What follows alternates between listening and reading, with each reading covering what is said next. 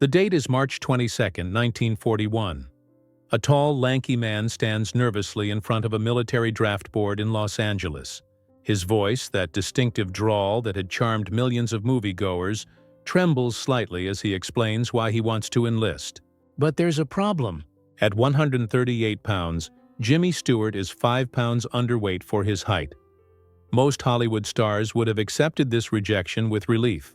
Not Stewart. For weeks, he gorges himself on high-calorie foods, desperate to add those crucial pounds.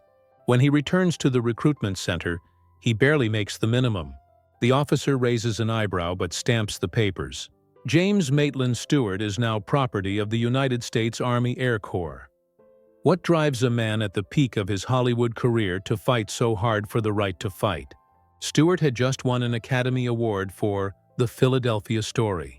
He was one of the most bankable stars in America. Yet none of that mattered. His country needed him. And in his mind, there was no question about where he belonged. But the Army doesn't care about Oscar statuettes. Stewart enters as a private, scrubbing latrines and peeling potatoes alongside farm boys from Kansas and factory workers from Detroit. He never complains. He already held a commercial pilot's license, logging over 400 hours of flight time on his own dime. Now he channels that experience into military aviation training. He's determined to fly combat missions, not pose for propaganda photos. By 1943, Colonel Jimmy Stewart commands the 703rd Bomb Squadron of the 445th Bombardment Group. His B-24 Liberator roars through the frozen skies over Nazi Germany. These aren't movie sets with controlled explosions and stunt coordinators. This is real.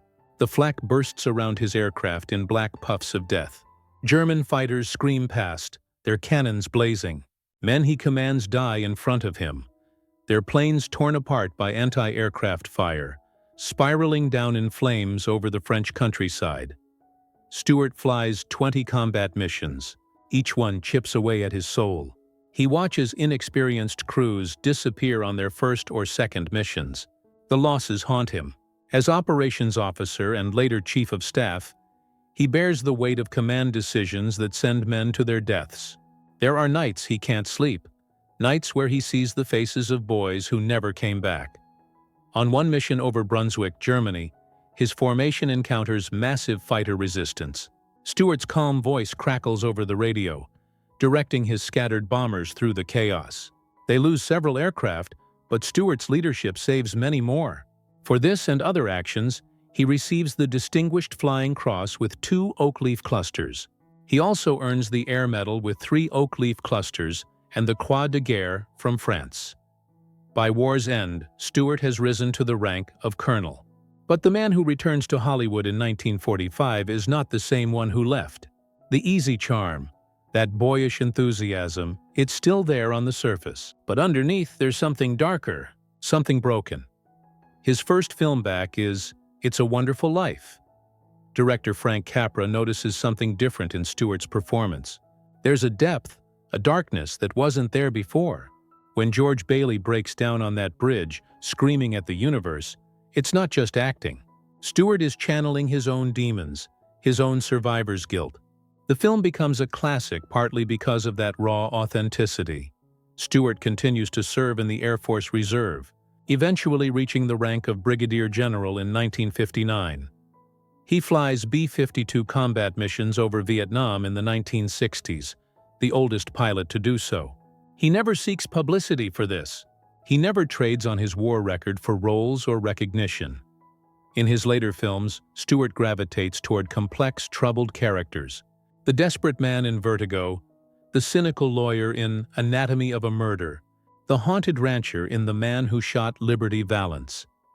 These roles allow him to explore the psychological scars that war leaves behind.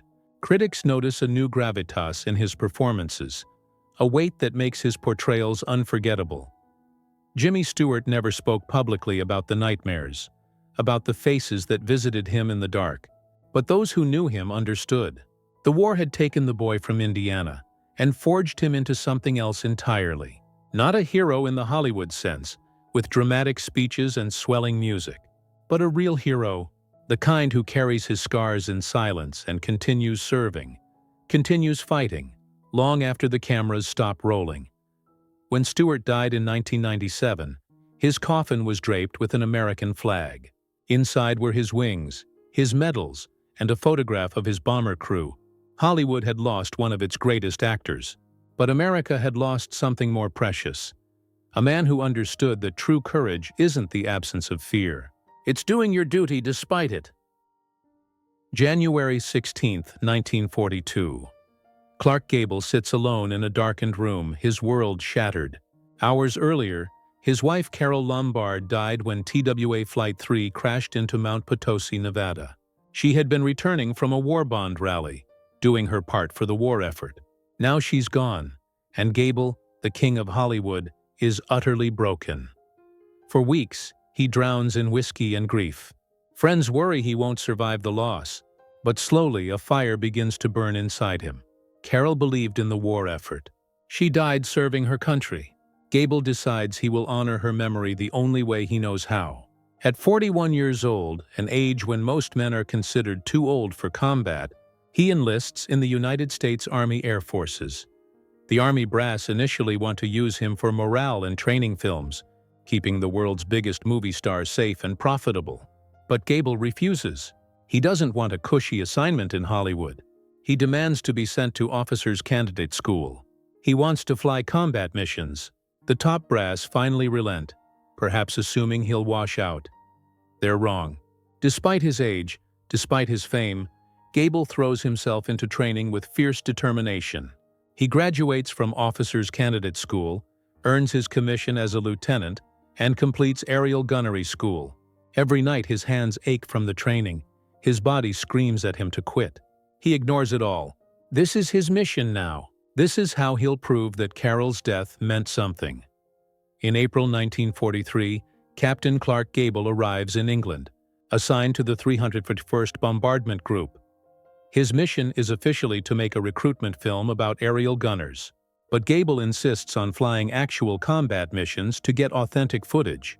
The Army reluctantly agrees, though they're terrified of the propaganda disaster if America's most famous actor is killed or captured. The Germans certainly know who he is. Adolf Hitler himself reportedly places a bounty on Gable's head, offering a substantial reward and a promotion to any Luftwaffe pilot who brings him down alive. Nazi leadership wants to parade the King of Hollywood through Berlin as a prisoner.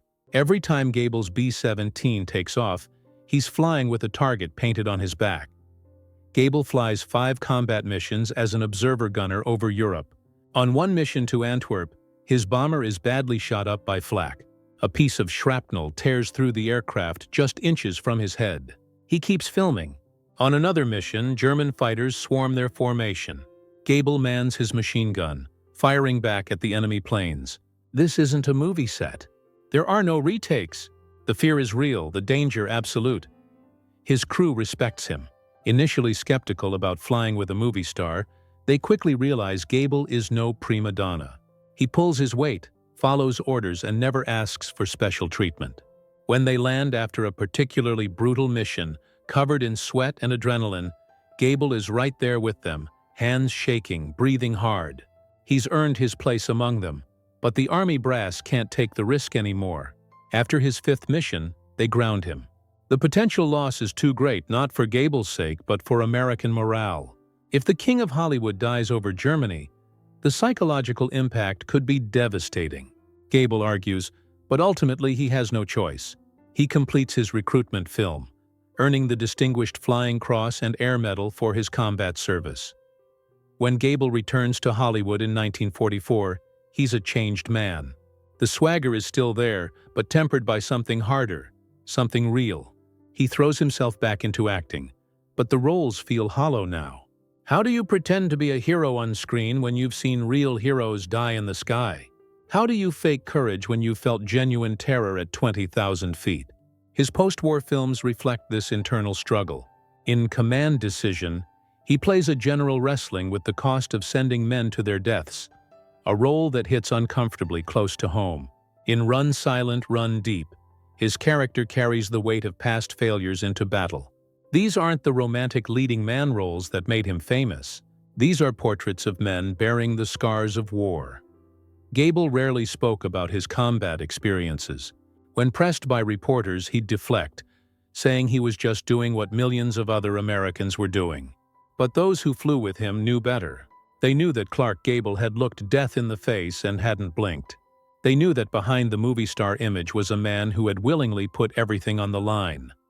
When Clark Gable died in 1960, his funeral was a Hollywood spectacle. But among the mourners were a handful of elderly veterans wearing their old flight jackets, their bomber crew patches faded but still visible. They came to honor not the actor, not the king of Hollywood, but one of their own. A man who could have sat out the war in comfort and luxury, but instead chose to fight. A man who understood that some things matter more than fame or fortune. A man who flew into hell itself, seeking redemption in the clouds where his beloved Carol had fallen. June 1942. A skinny kid barely 5'5" walks into an army recruiting station in Texas. At 16 years old, Audie Murphy has the look of someone who hasn't eaten a full meal in weeks.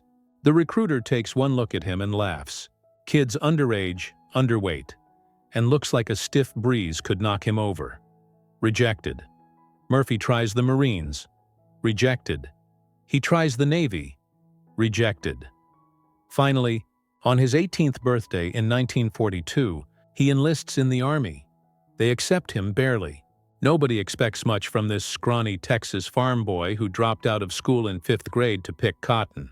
Nobody knows they're looking at the future most decorated American combat. Soldier of World War II, Murphy ships out to North Africa with the 3rd Infantry Division in 1943. His first taste of combat comes during the invasion of Sicily. While other men freeze in terror, Murphy displays an almost supernatural calm under fire. His marksmanship is extraordinary. He can hit targets other men can't even see. But there's something else, something that makes seasoned officers take notice. The kid has no fear, or perhaps he simply understands fear better than anyone else. Italy, France. The names of battles blur together into one long nightmare of blood and death. Salerno, Anzio, Rome, southern France. The Vosges Mountains. Murphy fights through them all. He's promoted to sergeant, then to second lieutenant through a battlefield commission.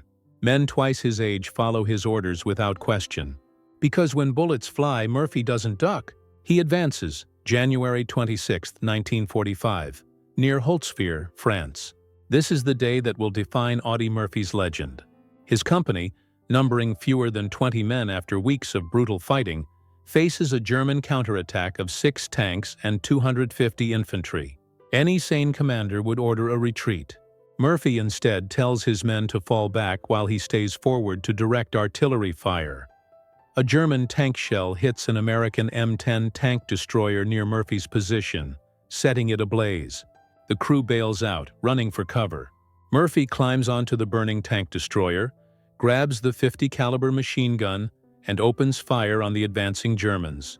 For over an hour, he stands alone on that burning tank, surrounded by enemy forces, firing the machine gun with deadly accuracy.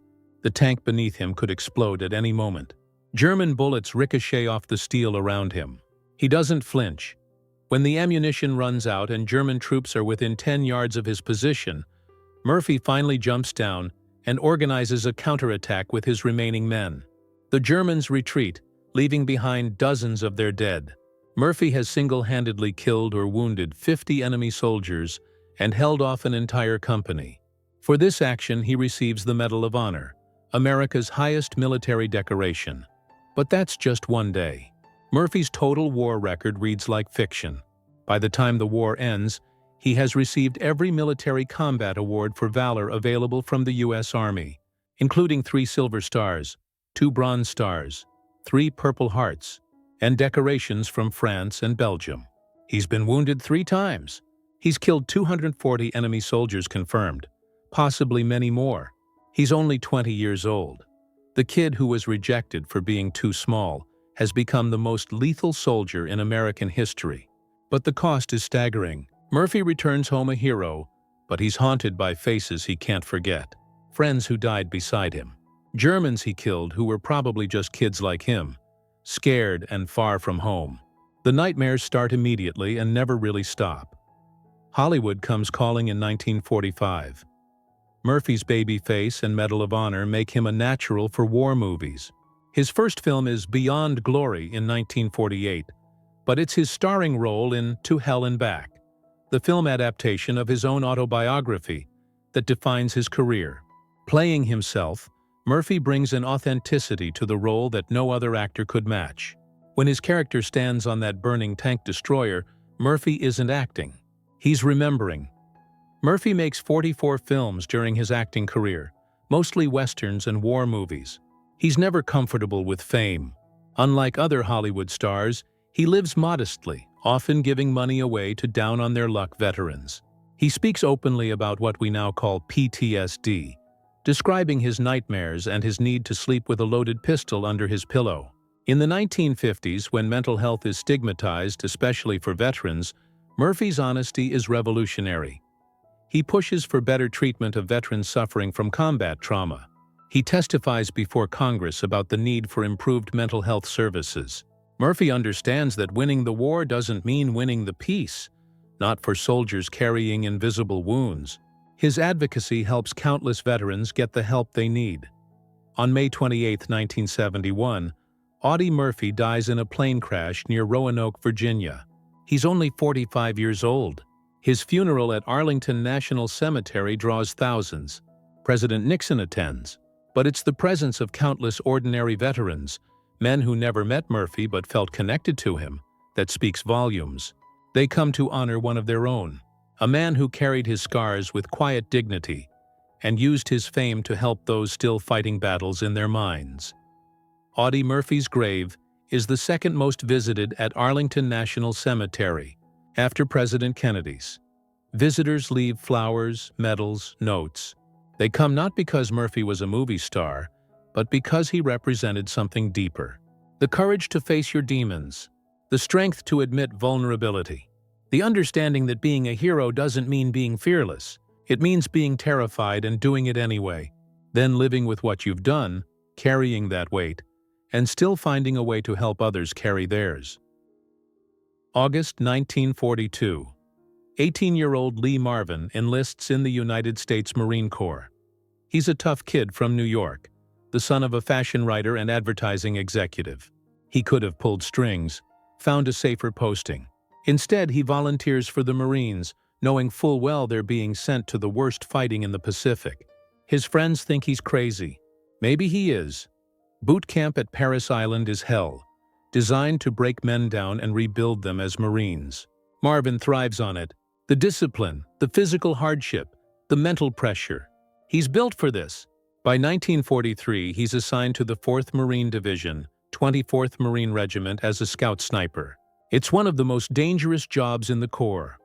Scout snipers operate ahead of the main force, gathering intelligence, taking out key targets, often operating alone or in small teams deep in enemy territory. February 1944. The Battle of Eniwetok. Marvin gets his first taste of combat in the Pacific. The fighting is brutal, close-quarters combat against Japanese defenders who refuse to surrender. Every palm tree could hide a sniper. Every cave could contain a machine gun nest.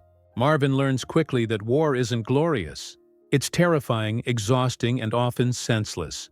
Men die for a few yards of coral and sand that look exactly like the coral and sand they died for yesterday. But nothing prepares him for Saipan. June 15, 1944. 70,000 Marines assault the heavily defended island. Marvin's unit lands on the beach under withering fire. Japanese artillery and machine guns cut through the Marines like a scythe through wheat. Men are torn apart before they even make it off the landing craft. Marvin sees friends he trained with, guys he shared cigarettes with the night before, reduced to pieces of meat in seconds. For 3 weeks, the Marines fight for every inch of Saipan. The Japanese defenders are dug into caves and bunkers, fighting to the death. There are no prisoners, no mercy on either side. Marvin operates as a scout, moving ahead of his unit, marking enemy positions, taking out sentries with his rifle. It's lonely, terrifying work. One mistake means death, alone, and far from help. June 18th. Marvin is advancing with his unit when a Japanese machine gun opens up from a hidden position. The bullets tear through the Marines around him. Marvin dives for cover, but he's too late. A round catches him in the buttocks, severing his sciatic nerve. The pain is indescribable. He falls, unable to move his leg, bleeding heavily. Around him, the firefight continues. Bullets kick up dirt inches from his head. A Navy corpsman, those brave medics who run through enemy fire to save wounded Marines, reaches Marvin and drags him to cover. The corpsman works frantically to stop the bleeding while Marvin grits his teeth, trying not to scream. Eventually, they get him evacuated to a hospital ship. Marvin survives, but the wound is severe. Nerve damage causes him to walk with a limp for the rest of his life. He receives the Purple Heart and is honorably discharged from the Marines in 1945. Back in America, Marvin struggles to adjust to civilian life. The transition is brutal for most combat veterans, but especially for Marines who've seen the worst of the Pacific War. He drifts for a while, working odd jobs, drinking too much, fighting his own demons. Then someone suggests he try acting. It seems ridiculous at first, but Marvin discovers that performing gives him an outlet for the rage and pain he's carried home from the Pacific. He starts on stage, then moves to television and film. His breakthrough comes in the 1950s playing villains and tough guys. But there's something different about Marvin's portrayals. They don't feel like Hollywood caricatures. They feel real, dangerous, unpredictable. That's because Marvin knows real violence. He's lived it. When he plays a killer or a soldier, he draws from experiences that Hollywood pretty boys can only imagine. In The Big Red One, 1980, Marvin plays a grizzled sergeant leading a squad through World War II. Director Samuel Fuller, himself a combat veteran, knows exactly what he's getting with Marvin. The exhaustion in Marvin's eyes isn't acting. The way he moves, the way he holds his rifle, the way he looks at young soldiers knowing some won't survive the next battle. That's all real. Marvin is channeling ghosts, playing not just a character, but every tough sergeant who kept Green Marines alive in the Pacific. His role in The Dirty Dozen, 1967, brings Marvin superstardom, but it also allows him to explore the moral complexity of war. His character, Major Reisman, leads condemned prisoners on a suicide mission.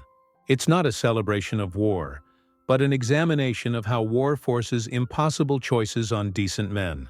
Marvin brings a weariness to the role, a sense of a man who's seen too much and knows the cost of every order he gives. Marvin never glorified war in his films or in interviews. He spoke bluntly about the horror of combat, the friends he lost, the permanent damage to his body and psyche. In an era when war movies often celebrated heroism and sacrifice, Marvin's performances offered something different: honesty. He showed audiences that war doesn't ennoble men, it breaks them, and the ones who survive carry those broken pieces for the rest of their lives. When Lee Marvin died in 1987, many obituaries focused on his film career, his Academy Award, his status as a Hollywood tough guy. But among his possessions were his Purple Heart, his combat action ribbon, and a faded photograph of his Marine unit on Saipan.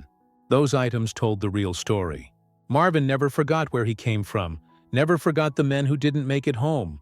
Every role he played, every performance he gave, was in some way an offering to those ghosts. A way of saying, I remember. I'll always remember. Charles Bukinski grows up in the coal mining town of Ehrenfeld, Pennsylvania, one of 15 children in a Lithuanian immigrant family.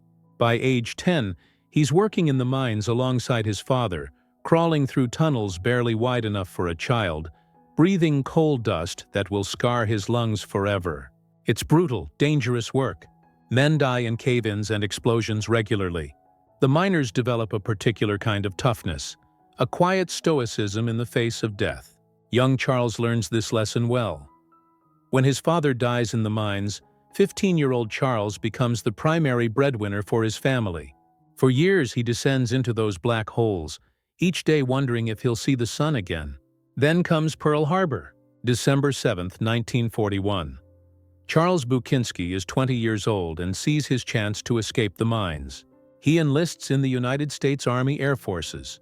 The military doesn't care that he only went to school until age 16. They need men, especially men comfortable in tight, dangerous spaces. Bronson trains as an aerial gunner on B-29 Super Fortress bombers.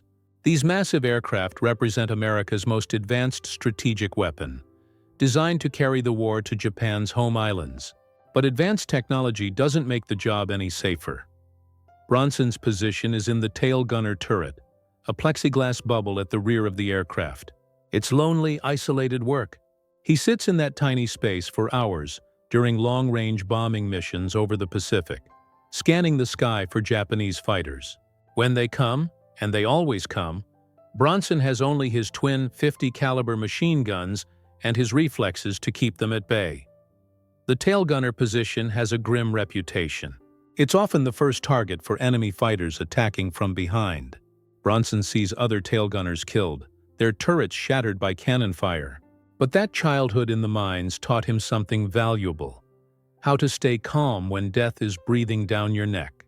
While other gunners panic, Bronson remains steady, tracking targets with practiced precision.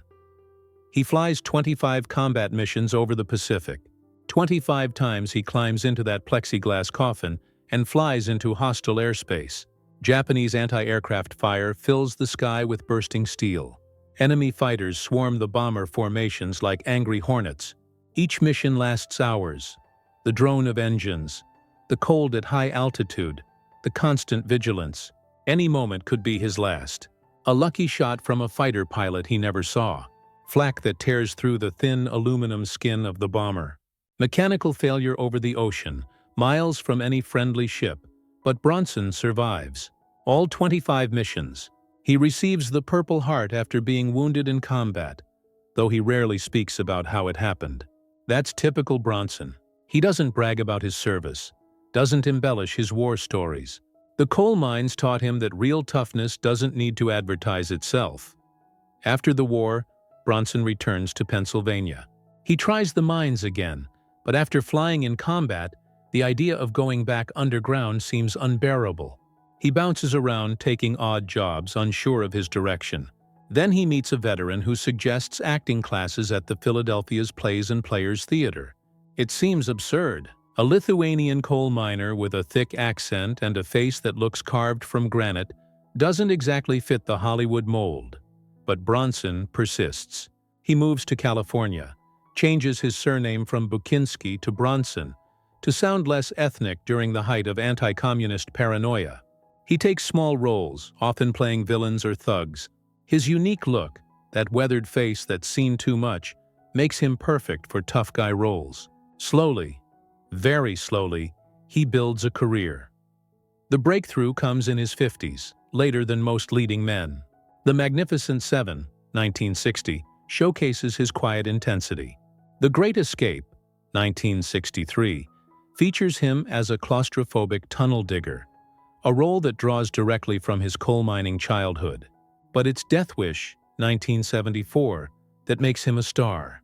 Playing Paul Kersey, a man driven to vigilante justice, Bronson brings a cold fury to the role that younger actors can't match.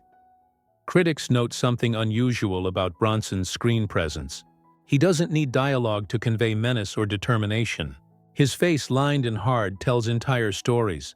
That's the face of a man who worked in mines as a child, who sat alone in a tail gunner turret thousands of feet above the Pacific, knowing one lucky shot could end him, who survived when so many others didn't. In his action films, Bronson plays characters who've been pushed too far, men with nothing left to lose who fight back against injustice. There's a connection to his own life there, a through line from the powerless coal miner's son to the warrior who defended his country, to the actor who embodied righteous vengeance. All three roles required the same thing: the ability to look death in the eye and not blink. Bronson rarely gave interviews and spoke even less about his war service. When pressed, he'd offer terse comments about doing his duty, then change the subject. He didn't need to explain. The audience could see it in his eyes, in the way he moved, in the authority he brought to every role. Here was a man who had genuinely faced death and survived. That authenticity, that hard-earned gravity, made him one of cinema's most compelling presences.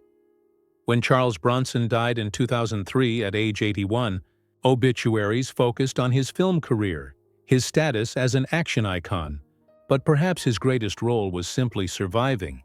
Surviving poverty, surviving the mines that killed his father, surviving 25 combat missions in a tailgunner's turret, then taking all that hardness, all that experience, and channeling it into performances that defined cinematic toughness for generations. From the coal mines of Pennsylvania to the skies over the Pacific to the silver screen, Bronson proved that real strength isn't about size or muscles. It's about endurance, about facing impossible odds and refusing to break.